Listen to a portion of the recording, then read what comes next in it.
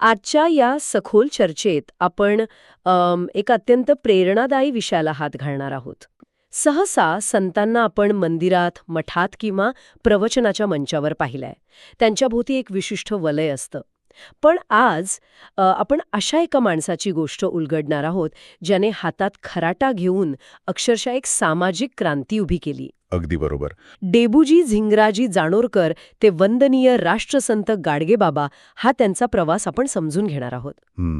चला तर मग हे समजून घेऊया, कारण आपला उद्देश केवळ एक संत म्हणून त्यांच्याकडे बघण्याचा नाहीये. बरोबर. तर एक प्रगतशील समाजसुधारक, एक उत्तम व्यवस्थापक आणि मुख्य म्हणजे अंधश्रद्धेवर थेट प्रहार करणारा एक कठोर विचारवंत म्हणून आपण त्यांना समजून घेणार आहोत. हा प्रवास खऱ्या अर्थाने समजून घ्यायचा असेल तर आपल्याला आधी तत्कालीन समाजव्यवस्थेचं चित्र डोळ्यांसमोर उभं करावं लागेल. म्हणजे विदर्भातील तो एक 19व्या शतकाचा उत्तरार्ध. बरोबर. हो.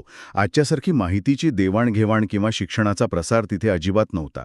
संपूर्ण समाज हा गरिबी, अशिक्षितपणा आणि भयानक व्यसनाधीनतेच्या ओझ्याखाली दबलेला होता. आणि निरर्थक कर्मकांडांचाही खूप पगडा होता. नक्कीच. कोणत्याही मोठ्या बदलाची सुरुवात ही बहुधा वैयक्तिक दुःखातूनच होत असते. डेबूजींच्या बाबतीतही तेच घडलं. पुस्तकात त्यांच्या बालपणाविषयी वाचताना हे प्रकर्षाने जाणवतं.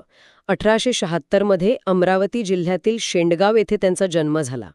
परीट समाजात जन्मलेले डेबूजींचे वडील झिंगराजी हे प्रचंड व्यसनाधीन होते. दारूच्या व्यसनापायी त्यांनी आपली सर्व जमीन सावकाराच्या घशात घातली आणि त्यातच त्यांचा मृत्यू झाला.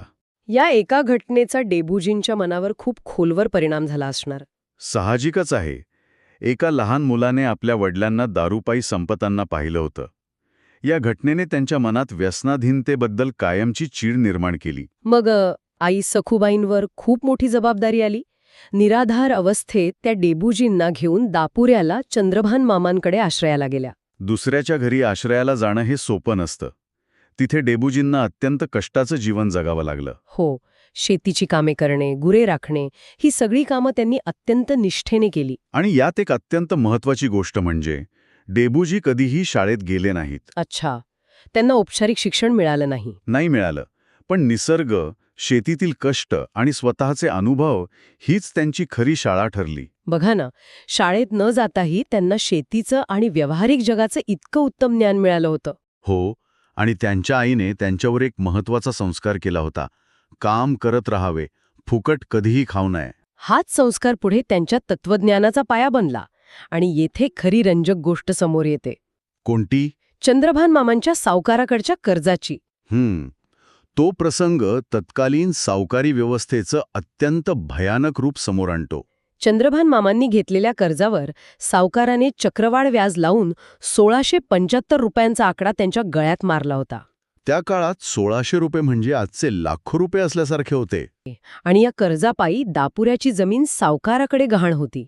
इथे सर्वात लक्षवेधी बाब म्हणजे जेव्हा पीक सावकाराला द्यायची वेळ आली तेव्हा अशिक्षित असलेल्या डेबूजींनी थेट सावकारालाच पैशांची पावती मागितली.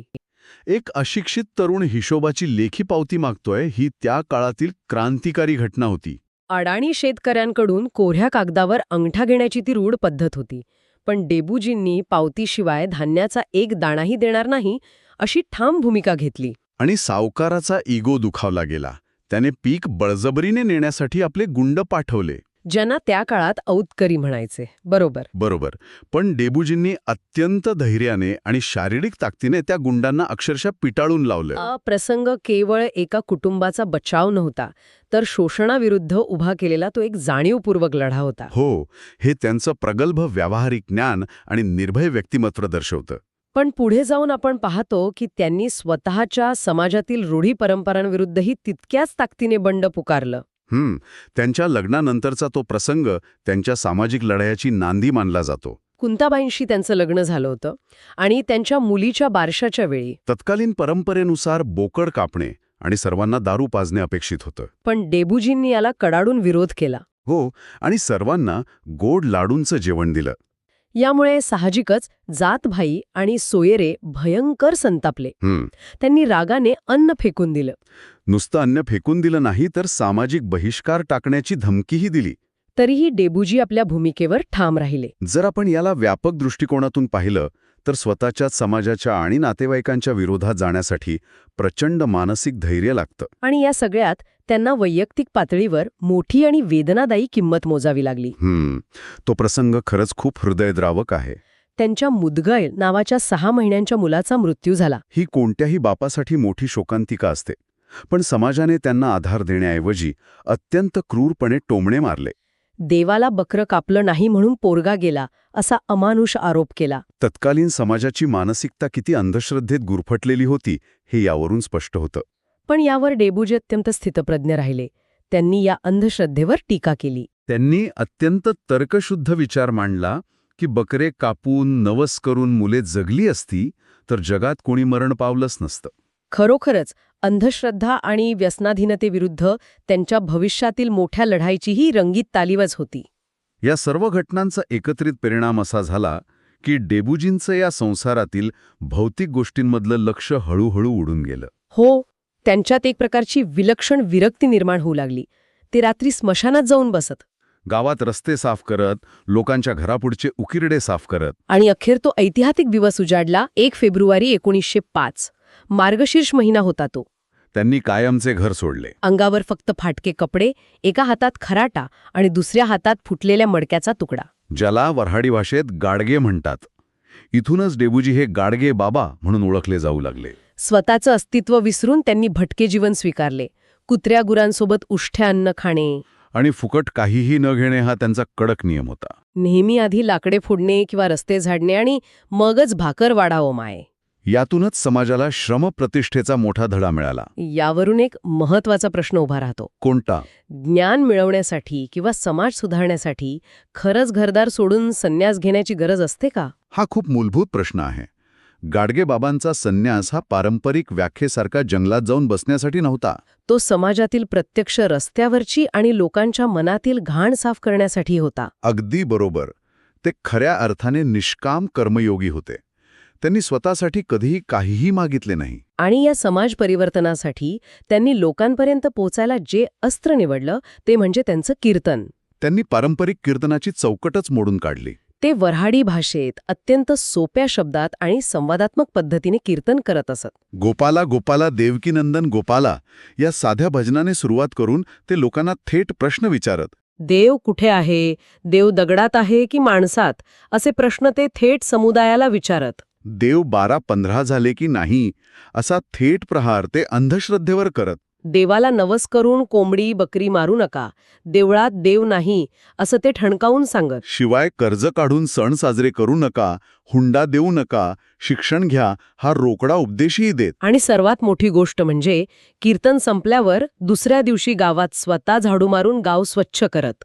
स्वच्छता हाच खरा धर्म हे त्यांनी नुसते मंचावरून सांगितले नाही तर प्रत्यक्ष जगून दाखवले. या संपूर्ण प्रवासातला ऋणमोचन येथील यात्रेचा प्रसंग खूप भावूक आहे. हो, तिथे चंद्रभान मामा, आई सखूबाई आणि पत्नी कुंताबाई अनेक वर्षांनी त्यांना भेटल्या. त्यांनी घरी परतण्याची अत्यंत आर्त विनंती केली, पण बाबांचा निश्चय हिमालयासारखा अढळ होता. त्यांनी अत्यंत शांतपणे नकार दिला आणि माझी तीच वाट असा सवाल करत आपला मार्ग वेगळा असल्याचं स्पष्ट केलं. कुटुंबाच्या आक्रोशाला न जुमानता त्यांनी तिथेच यात्रेकरूंची सेवा सुरू ठेवली. मग ह्या सगळ्याचा अर्थ काय?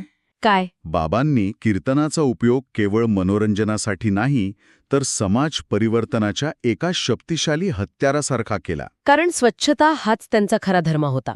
एका कुटुंबाचे भले करण्यापेक्षा त्यांनी लाखो कुटुंबांचे अज्ञान दूर करण्याचा मार्ग निवडला. अगदी बरोबर. या संपूर्ण चर्चेचा गोषावरा मांडायचा तर डेबूजी ते संत गाडगे महाराज हा केवळ एका व्यक्तीचा प्रवास नव्हता. तो एका अज्ञानातून विज्ञानाकडे आणि अंधश्रद्धेतून स्वच्छतेकडे जाणाऱ्या विचारधारेचा प्रवास होता. त्यांच्या कथांमधून आजच्या पिढीने श्रमप्रतिष्ठा आणि निर्भयता नक्कीच शिकण्यासारखी आहे. कोणतेही काम छोटे नसते हे यातून शिकायला मिळतं. आजच्या या माहितीच्या महापुरात जिथे सगळेच फक्त मंचावरून उपदेशाचे डोस देतायत, तिथे प्रत्यक्ष हातात झाडू घेऊन काम करणारा हा संत किती प्रासंगिक आणि आवश्यक वाटतो, नाही का? नक्कीच. केवळ शब्दांच्या बुडबुड्यांपेक्षा त्यांनी कृतीला दिलेलं महत्त्व आज अधिक प्रकर्षाने जाणवतं. जाता जाता एका प्रश्नावर नक्की विचार करायला हवा. सांगा ना. आजचे समाज सुधारक, राजकीय नेते किंवा मोठे विचारवंत जर केवळ एसी रूममधून मोठी भाषणे देण्याऐवजी गाडगे बाबांसारखे प्रत्यक्ष हातात खराटा घेऊन लोकांच्या वस्तीत उतरले तर समाजाचा त्यांच्याकडे बघण्याचा दृष्टिकोन पूर्णपणे बदलेल. केवळ मोठे शब्द आणि आश्वासने यांपेक्षा कृती हा खरोखरच सर्वात मोठा आणि प्रभावी धर्म असू शकतो का? हा प्रश्न नक्कीच प्रत्येकाला अंतर्मुख करणारा आहे. या प्रश्नाचं उत्तर आपल्या आजूबाजूच्या समाजात शोधण्याचा प्रयत्न करूया. आजच्या या सखोल चर्चेत आपण इथेच थांबूया.